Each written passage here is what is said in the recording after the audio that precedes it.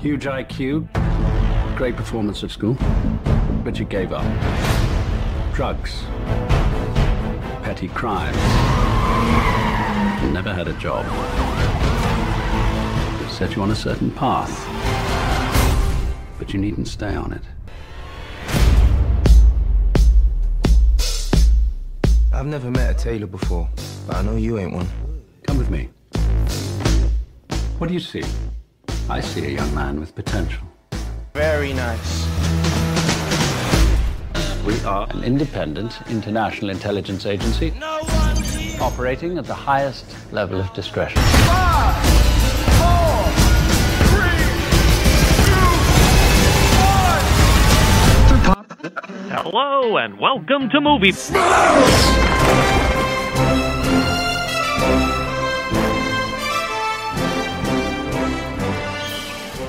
Welcome to Movie Smash, the podcast that looks at comic book movies that you may or may not remember. If you're the type of person that enjoys talking about hidden gems or just likes to tear old movies apart, this is the place for you. And with that, let's get started. I'm one of your hosts, Chris Roberts. I am the founder of Off Panel Creations, and with me today I've got Jeremy Parmentier. Hi, I'm Jeremy Parmentier, also of the Retrovaniacs podcast and the band Subtastics. I also happen to like movies and comics, so this is a perfect fit. And Fergal Mayo. Hey, what's going on, everybody? This is Fergal Amaya, your prodigious proprietor, owner, and operator of Gotham Knight Comics in Livonia, Michigan, where we get our nerd on. I also happen to love comics quite fantastically. So this is an amazing show. I'm excited to be a part of it. I hope you like comics, else your day job sucks. I'm not in the band, though, although I wish I was. So our movie today is 2014's Kingsman: The Secret Service, starring Colin Farrell, Taron Egerton, Samuel L. Jackson, and Michael Caine, who actually just retired recently, too. It was directed by Matthew Vaughn. So before we jump into this movie, guys, let's talk a little about your previous experience with it. Were you guys familiar that this was a comic book? Yes, I was. This is actually a pretty expansive set of comic books. So I've read them when they first came out in 2012 and just enjoyed them. And I enjoyed the fact that it was part of a shared universe, which I'll get into later. Yeah, I found out this was a comic book movie when you put it on the list of things we're going to look at. I had no idea. I hadn't heard of it before. I remember the movie when it came out, but I hadn't seen it. So this was all new to me. And I found out at the same time you did, Jeremy. So was an interesting experience. I did not know this was a comic book movie at all. So who saw this movie before our taping of the show? Oh, I did. I own the movie. Nope, I watched it this morning, in fact. So I saw it today. I could tell you all about what I did when I saw it. Yeah, I saw this movie myself just yesterday. So Fergal, since you're the only one who saw this movie, what were your thoughts about this movie when you saw it back then? Proper movie. It's for having been I'm a James Bond fanatic. I mean, I love Ian Fleming. I love spy movies. Mission Impossible is probably one of the best movies out there in terms of spy movies, along with 007. So this was a great spy movie with a comic twist. Proper in every sense, slightly fantastical, wonderful stereotypes with your big bads and all your characters. Just a great overall movie to watch. And Jeremy, you said you had not seen it, but I think you mentioned you did remember it being in theaters. So what made you not see it at the time? I don't really care for Bond movies. I don't hate them by any means. I'm not like anti-Bond or Mission Impossible. Any of those. When I see them, I enjoy them, but I never hunt them out. And I'm not like, oh man, I love this one over this. They're fine. I'm not a big fan. I'd like things to be a little funnier, and some of those are a little funny, and some things are like, way too over the top, right? So. I don't know. This I thought at the time, not only was it a Bond sort of movie, but it's also a movie where it's like, oh, the younger kid guy comes up and becomes a spy. I'm like, man, I don't need to see another movie where kids are, it's not even a kid. He's a young adult, but I'm an old man now. So to me, it was like, oh, great, a kid's going to be a spy. I don't need to see that. I've already seen movies like that. I'm good to go. It's not what I thought it was at all. Yeah, for me personally, I chose not to see it just because 2014, there was a lot going on in my life. In fact, I don't think I saw any movies around that time period, but Fergal, as our local comic book historian, can you tell us a little about the background of this movie or about the comic book itself? Yeah, absolutely. I'd love to share my knowledge of comic lore. So this movie is unique, or this comic is unique in the sense that it was written by the famous Mark Millar and it's illustrated by Dave Gibbons. It's a 2012 book. it's so what's unique about this is part of the Miller shared universe. They call it the Millerverse. What I mean by that is that, in case you guys don't know, Miller also directed or wrote the story Kick-Ass, and he also wrote the story Wanted. And all of those were meant to share a singular universe of which Kingsman is a part of. The comic does hew much closer to that shared universe, and that's part of what excited me about seeing the movie. Is I actually thought, oh wow, they're going to bring this universe together. But in overall, the comic has some variations. It's not a stranger; it's an uncle. There's a 3-year program. There's still a big bad tech guy, but there are more stories and a couple fun facts that you'll love. The last comic in this series, called The Big Game, Eggsy actually has to stop Wesley Gibson, who was the guy in Wanted, from assassinating with the fraternity Hit Girl, who was in the movie Kick-Ass. So that just gives you a little fun fact to add to the storyline here. That's a serious set of crossovers. I remember the movie Wanted. That was Anna Jolie, and I remember wasn't Jupiter's Legacy part of the Millerverse, or am I getting that wrong? No, it was not. It was a complete standoffish. It was actually the 3 stories of Kick-Ass, Wanted, and it was supposed to be a shared. Now it may have added in, but not in this particular storyline. Okay, so let's talk about the movie, not the comic book so much anymore. So this movie is, I think, Jeremy, you put it, it's a spy thriller. It's about an independent spy organization. The recruits a promising street kid. Comes into the agency's training program, learns how to be an agent, and during that time period, a global threat emerges, played by Samuel L. Jackson, who is playing a twisted tech genius, as it's called. So for this movie, guys, let's start with the characters, because I think the characters really stand out. So what do you guys think about the characters? Any ones in particular? Thoughts? Samuel Jackson. I mean, let's start there. I mean, I thought, the list was interesting, right? It was not something you would have taken for original thought process. Like Samuel Jackson taking that list. I thought the girl with the knife feet, Sophie Botella, amazing. Colin Firth, I didn't actually think he had it in him from a martial arts standpoint. That kind of blew me away. Taron Egerton, I always knew was kind of a gymnast, kind of a Tom Holland actor, but just great characters all around. The rest of them were sort of background. Even Michael Caine was a bit background, but the rest of them were pretty well laid out, like pretty backgroundy. But those top characters, and I love Merlin. I thought he was awesome. Yeah, it all fits that same Bond theme, right? So it's just like if you go to see, any of the Austin Powers movies, right? They all have those same characters that kind of fit into that Bond theme. This has the same kind of idea. So you've got, you mentioned Michael Caine's character, Arthur. He doesn't need a whole lot of background there. You just know he's kind of like the de facto head of this spy organization. You don't need to know a lot more about him, and in fact, it's better the less you know about him. The way the story kind of unrolls, you kind of need a little bit of vagueness and a little bit of mystery behind him. So I did think he was actually, you didn't need a lot of background for some of these characters. I did also love Samuel Jackson. Now I do have a question: was that lisp part of the comic, or is that something he totally just added on the fly and they ran with it? Complete Nick Cage move.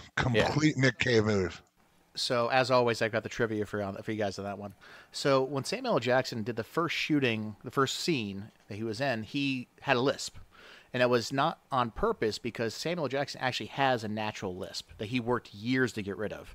And it slipped through on the first taping. And the director said, "Cut, I want that in everything."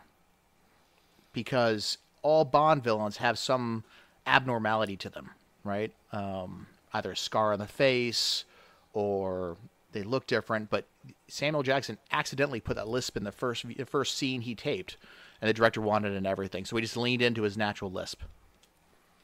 See, and I like that, because I think it also makes him kind of unassuming. So you're going to have the big bad guy have these kind of no one thinks of a lisp as like, oh, that's a strong character trait. It's not necessarily a bad thing, but it's not something people are like, I need a big, strong guy with a lisp. Like, that's not, no one's ever said that. So it made him kind of, even less likely to be the actual big bad in this.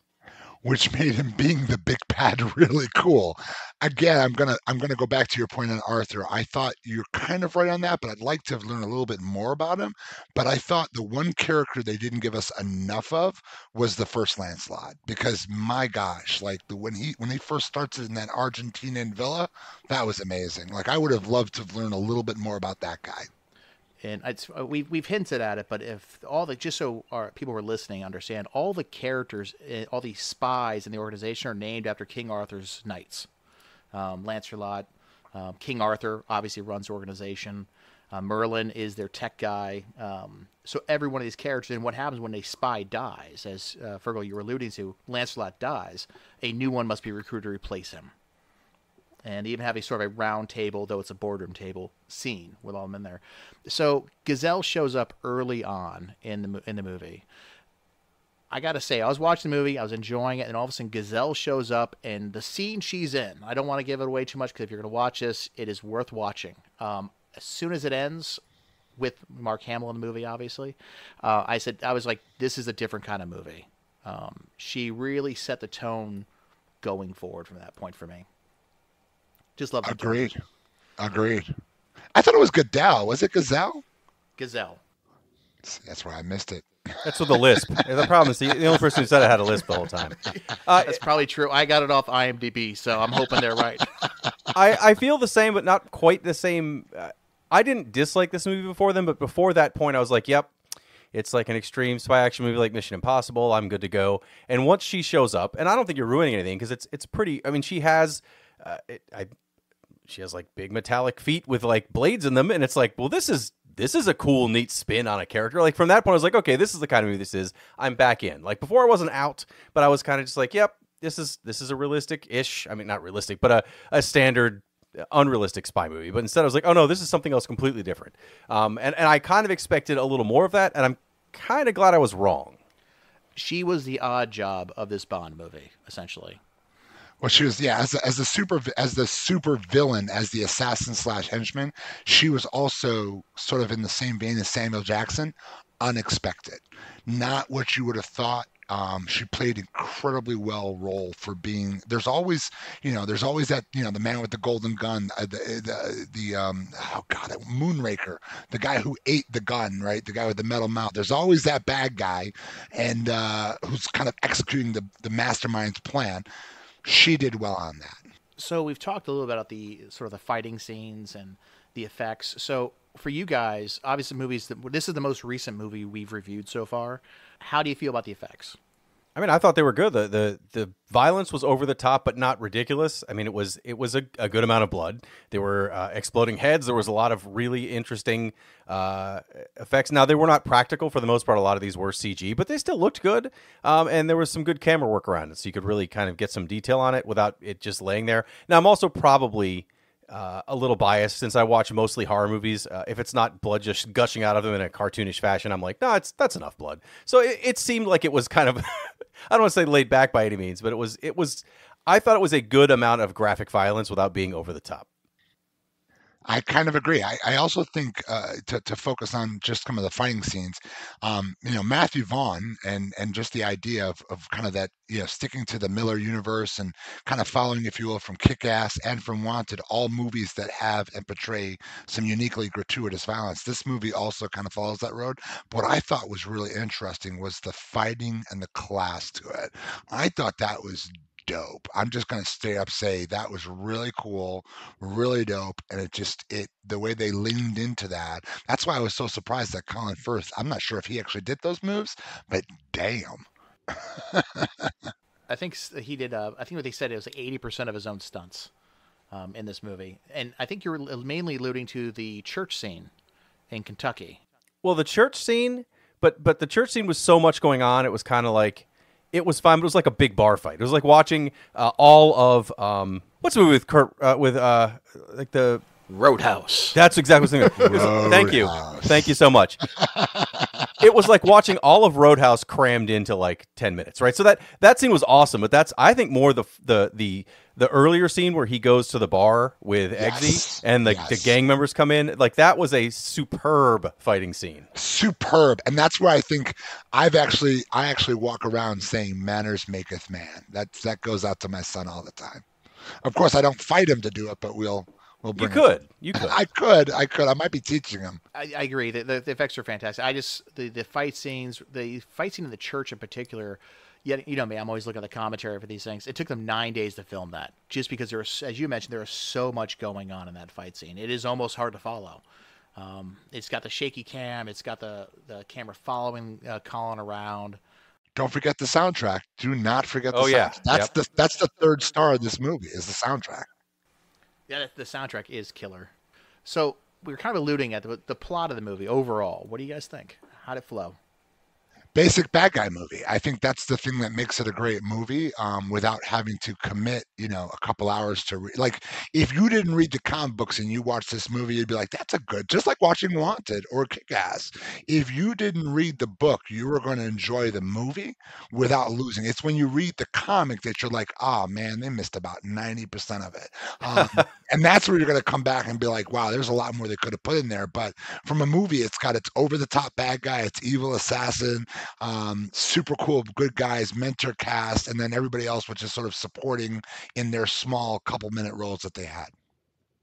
Yeah, once you kind of figured out what Valentine was doing, and not figured out, he tells you, but I mean, once it gets to the point where the movie explains what Valentine's doing, I was like, all right, this is great. This is over the top without being, and I keep saying over the top, but it really is. It is like a completely unrealistic plot.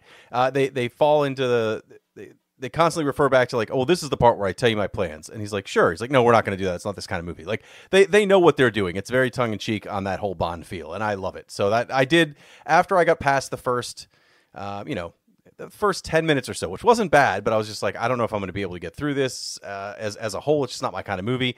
I was fully in once you got introduced to Valentine, once you got introduced to what he was trying to do. And then just the, we mentioned the church scene. That is such a long and brutal, like fighting scene for so long, and it gives you a lot of close-ups, and it's so over the top for what, as it ties into his scheme, it kind of shows you what an actual terrifying plan Valentine has. It's great, but that's where I was locked in. Once you found out what he was doing and you kind of got an example of it, I was like, oh yeah, I got to see how the rest of this goes. I agree. And the fact that Valentine was able to convince Obama, I think that alone should just take a moment and let's sit on that. Somehow he was able to convince Obama of the scheme. I don't know, but that's rather interesting in and of itself. The plot-wise, for me, it was I think you guys sort of touched on it a little bit, but it's a very straightforward plot. There's no big twist. There's no surprise. But the beauty of it is, I think the beauty is in that simplicity, because it allows it to stretch its legs in other areas. Like you said, it's a little cartoony. It's a little over top. I mean, it's basically a James Bond movie dialed to 11. And all the wacky parts of the James Bond movies, of the earlier James Bond movies I'm talking about. But tonally, how do you guys feel about it? I kind of mentioned the cartoony nature of it, but tonally, how do you guys feel about this thing? It started itself off from the first fight scene and just kept going. I think, again, Matthew Vaughn does justice.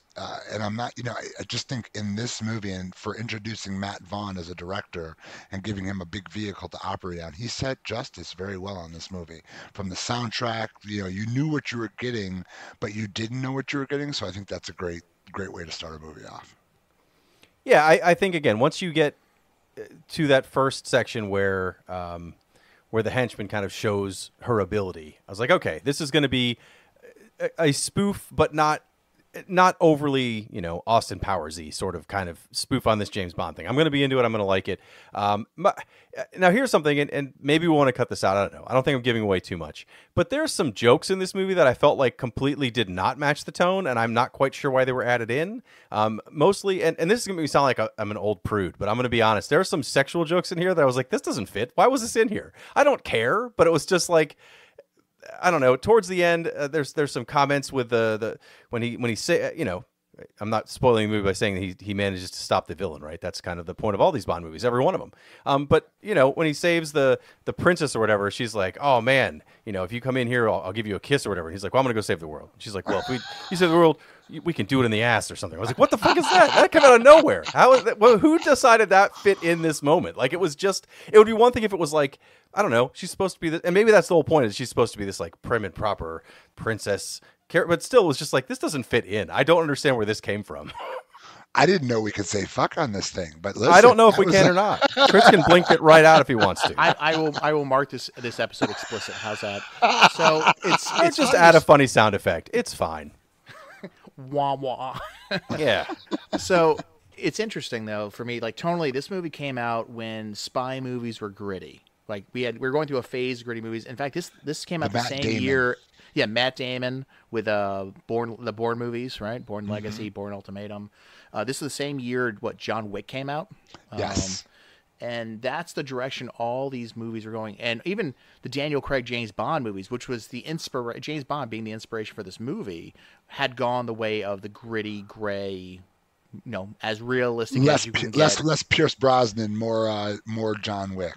Exactly. So this came out during that time period. So I think this movie was kind of like a reaction to that.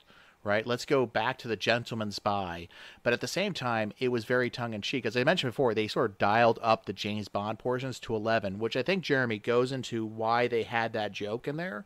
Because James Bond always, at the end of the movie, gets the girl, and he does it with a bad pun when he gets her, was it Christmas Comes Twice a Year was one of them. So... That's just worth it right there. So... I think that was their attempt to dial up the James Bond gets the girl at the end of the movie to 11, right? I don't think it worked. No, I thought it was awkward. Yeah, it was ham-fisted in there because she was a very little part of the movie, so it just shows up. So I feel you on that. Like I heard, I'm like, I understand where they were trying to go. At least I believe I do, but I don't think they made that landing. It wasn't a clever pen. It was not like all those James Bond things are kind of like, say it with a wink and everyone goes, but still you say it with a wink. So you're not just saying like, hey, stick it in my butt, which is what she basically says. You're like, well, that's crazy. How does that fit in here? Well, do you know the code was to unlock her door, right? No. 2625. Look it up on your phone. I'm not. Don't look it up on your phone. Well, I will add one thing on the end of it when he threw that thing, and again, I don't think I'm ruining the movie, but without ruining the movie, when he dispatched the bad guy, there was a bad pun there, right? Like there was a couple bad kind of fourth wall moment, but also landed well. So to your point, Chris, I think this did dial it up and specifically threw some pieces in place that would throw people off, but also let them know they're not watching a Bond movie. Yeah, so this movie comes in at just over 2 hours. So it's one of the longest movies we watched so far. How, pacing-wise, did they land it? Did it feel like it was 2 hours, or did it slog on for you? I think after the first few minutes, which again were fast, I'm not saying they were slow, but I was not into it. After that, though, I mean, it didn't feel like 2 hours at all. I think the only time that I thought I was kind of surprised is when they go towards the end sequence of the movie, and there's a point where you're like, oh, that's the end. And it may not be. And I was like, there's still 20 minutes on this. What else are they going to do? And then I'm like, okay, I see what they're doing. But even then, I didn't realize it was already almost 2 hours at that point. So. Agreed. I think the pacing doesn't disappoint itself. I think it doesn't lose itself, which is important. I think the one thing that I would have loved to see, and again, this is the nerd in me, this is the comic guy, a little bit more around the character development. I think that, you wouldn't have hurt yourself if you added a little bit more on the character, like Charlie Hesketh, some of the other bad guys, some of the good guys, some of the, like that first Lancelot. I'd love to have just gotten a few minutes before, that first fight scene, just to understand a little bit more about him. So for me, pacing wise, I think 2 hours was a good number for it. It left me wanting to know more information about the background, the lore of this organization, the Kingsmen, the Taylors. I'd want to know more about that. The thing I never like, and I never like this about any of these kind of movies, is the training montage of the young kid. Like, how does this guy, for being a street thug to being international super spy in the matter of a 20-minute montage? I don't ever understand how that works. Well, he was a military guy, though. Keep in mind, he was a Marine, he was a gymnast. So I think how they explained that plot hole was the fact in the bar when Harry went through his entire resume up until that point. True, I do remember that exposition at that one point. But still, those montages always frustrate me. But I thought this one, because they were so extreme, like it wasn't just watching him in a gym or watching him in a range, or it was all these extreme situations. I thought it worked fine for this case to kind of show like, yeah, this is the kind of training where it's like you might not make it through, like not just you might not make it to be a member of the Kingsmen, you might not make it out alive. I thought that was actually made it more interesting. So overall, guys, how do you feel about this film? I'd do it again. I own it. I love the movie. It comes on often on TBS and TNT and Sci-Fi, depending on whatever channel it's rotating through for that particular moment. And I mean, this is a movie that I could sit and just enjoy. Although the TV version does like to bleep out the "we can kiss it in the butt." They completely bleep that. So I can't even think about that last scene because the way they bleep that in the TV rated version. But it's a good movie. Hey, maybe we can kiss. Maybe we can get some ice cream. Like they just tell they make it work. Make it work. Agreed. I liked it. I didn't think I would care for this actually. Like as soon as this started, I was not interested. I mean, I was interested because we had to talk about it, but otherwise I would not have finished watching this if I was just flipping channels. But then again, after you get about 10 minutes in, I was way into it. So I did like it. I don't know if I'll rewatch this specifically, but I know there are some sequels, and I'm actually interested in seeing what they do with this. Now, Fergal, does this comic run end kind of where this is this the whole run of the comic, or do the sequels cover more of what was in the comics? So the sequels go in completely different directions. I think part 2, again, loosely follows the second set of comics. But part 3 was, I don't know. Part 3 to me was a great backtelling of the King's Man, but it also probably was, in general, the slowest of the movies. And I think they sort of, went a completely different direction. It was not comic accurate. I mean, again, I think the second movie you get a little bit more outlandish, a little bit more over the top, but by the third movie they kind of just went off the rails. So I mean, I don't want to ruin it for anybody. You should see all 3 movies. Second movie, ridiculous, awesome, still great. Third movie, a little bit different. Maybe they'll be up on our list sometime. So I think we've touched on it, but guys, should people go out, seek this movie, and go watch it? Yes. Yeah, definitely. I think this is, I actually now want to go back since Fergal's mentioned that the comics do a lot more and see what they could have done, because I thought this was still pretty ridiculously over the top. I imagine the comic must have a lot more in-depth parts of the plan and such that I'd like to find out. So, well, it's a 3-year trip. Here's a good tidbit. Another fun fact: it wasn't a 20-minute montage of training. It was 3-year immersive program. It wasn't a stranger. It was his uncle. See, that would have made more sense. So just to leave it there. Yeah, I personally think people should go see this movie. It's fun. It's a fun movie. There's nothing. There's 1 or 2 lines, like you mentioned, Jeremy. But beyond that, it's just an overall fun movie. As long as you like over-the-top action, you're okay with lots of comic, gore, if you would. Beyond that, like it's just a fun movie. It's like Wanted. It's like Kick-Ass. It's the same vein of those type of movies. I wonder why. Yeah, it's a strange coincidence, right? So I take it that you guys would rewatch this movie. 100%.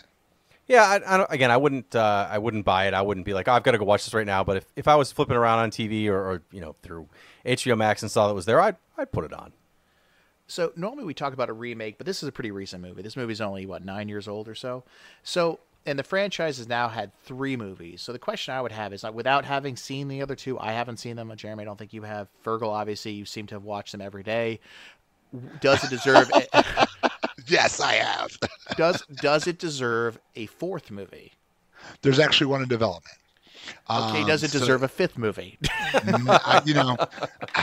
I think the only way this to me gets bigger and better, because you can only do this thing for so long, right? You can only make these movies, and it's not Bond. So let's leave that alone, because it's not Bond. It's not Mission Impossible.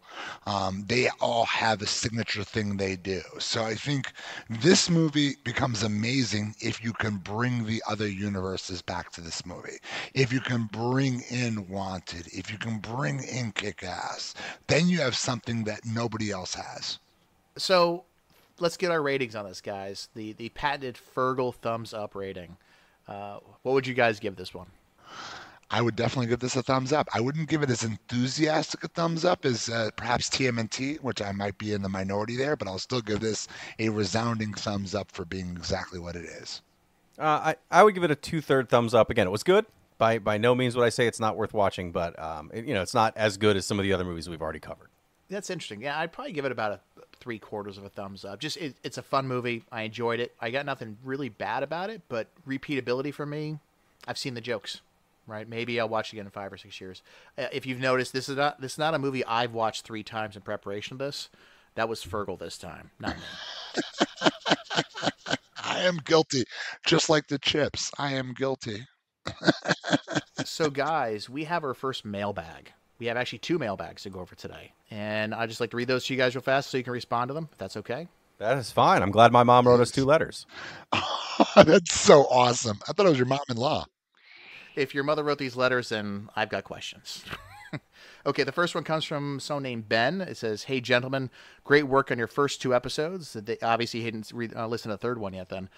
They've been fantastic, and I'm thoroughly enjoying them. I can't wait to hear what you guys think of Constantine with Keanu Reeves, especially Fergal's opinion. Looking forward to your next episode. Yes, that may have to be our next movie. Well, thank you. I appreciate that my voice seems to come through so wonderful. It is melodic to myself, so it must be melodic to you as well. I don't think he's talking about your voice. Well, thanks for taking away my feel goods. No, I'm excited to look at that movie too.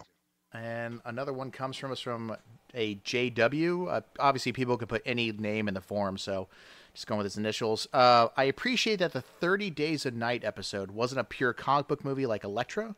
You talked about a horror movie that just happened to be a comic. Good work. Keep it up.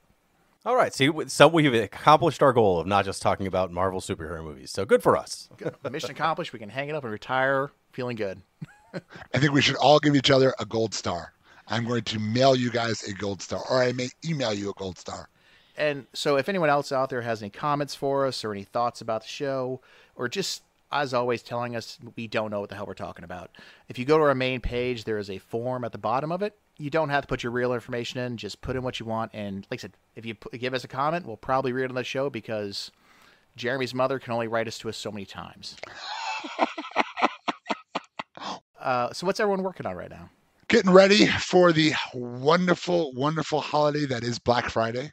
I call it that what it is. So we're pulling this thing together. We're getting ready to do our last movie night for the year, working on the plans that we want to put in for the first annual Gotham Knights experience, which is going to be our own hosted Comic-Con that we're kind of putting out, and just doing a tremendous amount of other things along with personal merchandise and new items and just getting all that together. So it's phenomenal. And I'm just doing the same thing I do every episode. We have two brand new episodes of Retrovaniacs every month on our free feed and 3 more on our Patreon feed. So just a lot more of that. And I guess at this time we're getting ready for Christmas. So we're probably doing a 2-hour mail episode that no one asks for, but yet like every year. By the time this comes out, I'll probably be working on a Moroccan board game table. So depends, of course, when we release this one. Will you be going to the Continental in Morocco? To go find materials for this? Yes. I was thinking. That's how dedicated I am to these things. I was thinking. Just make sure you ask for a parlay when you go in there. They are pretty serious over there. There you go. Though the Continental, is that a new TV show these days? I watched all the episodes just over the weekend. So if you've enjoyed the show, please give us a review, share it with your friends. If you want to drop us a note, tell us how we are wrong, or make a movie suggestion, just visit us at movie-smash.com. And we'll talk to you in a couple weeks. Thanks for listening.